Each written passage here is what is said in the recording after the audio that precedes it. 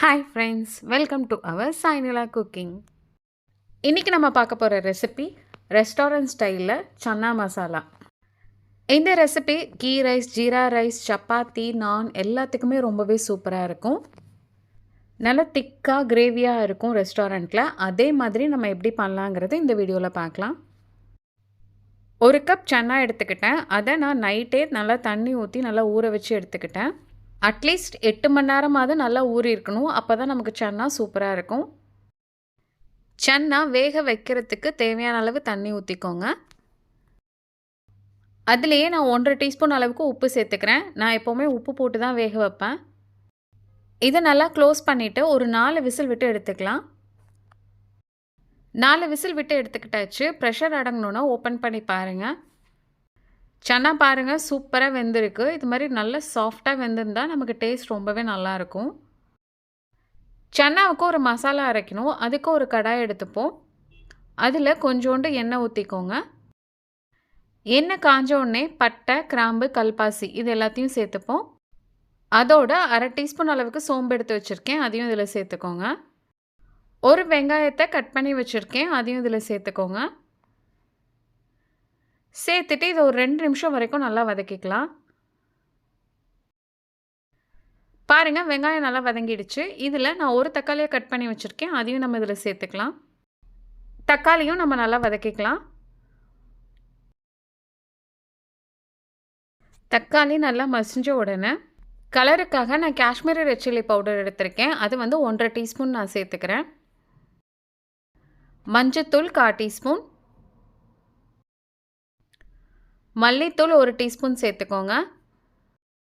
தூள் சேர்த்தோன்னா அடுப்பை சிம்மில் வச்சுக்கோங்க. சிம்மில் வச்சுட்டு லைட்டாக வதக்கி விடுங்க.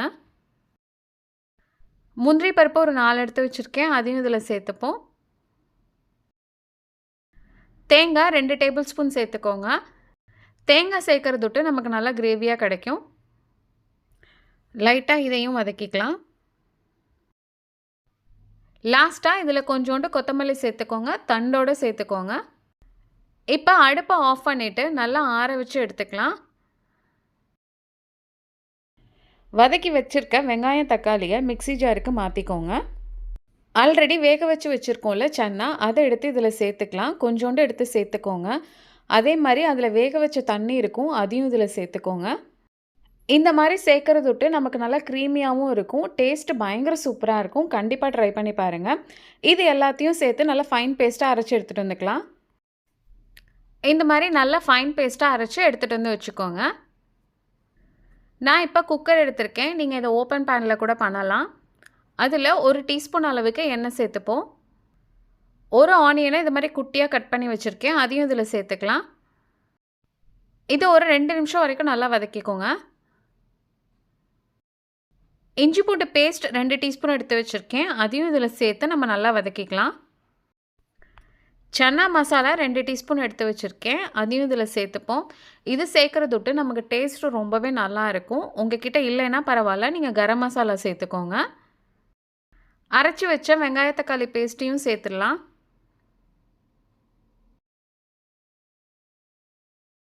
இந்த கிரேவிக்கு தேவையான அளவு உப்பு சேர்த்துக்கோங்க. ஆல்ரெடி சன்னாவில் உப்பு போட்டாச்சு, அதனால் கொஞ்சம் பார்த்து சேர்த்துக்கோங்க. வேக வச்ச சன்னாவை தண்ணியோடு சேர்த்துக்கோங்க. சேர்த்து நல்லா மிக்ஸ் பண்ணி விட்டுருங்க.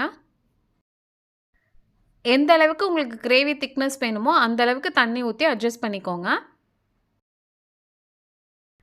கிரேவி மேலே 1 டீஸ்பூன் அளவுக்கு எண்ணெய் விட்டுக்கோங்க. இப்போ இதை க்ளோஸ் பண்ணி ஒரு விசில் வரைக்கும் விட்டு எடுத்துக்கலாம். உங்களுக்கு சன்னா வேகாத மாதிரி இருந்துச்சுன்னா ஒரு 2-3 விசில் விட்டு கூட எடுத்துக்கோங்க. ப்ரெஷர் அடங்கினோன்னே நம்ம சன்னாவை ஓப்பன் பண்ணி பார்க்கலாம். பாருங்கள், பார்க்கவே எவ்வளோ சூப்பராக இருக்குது. நமக்கு கடையிலலாம் கிடைக்கும்ல, அதே மாதிரியே இருக்குது. லாஸ்ட்டாக இது மேலே கொத்தமல்லியை தாராளமாக சேர்த்துக்கோங்க. சேர்த்து நல்லா மிக்ஸ் பண்ணி விட்டுருங்க. சூப்பரான சன்னா மசாலா ரெடி ஆகிடுச்சு. அவ்வளோதான் ஃப்ரெண்ட்ஸ், நம்மளோட சூப்பரான சன்னா மசாலா ரெடி ஆகிடுச்சு.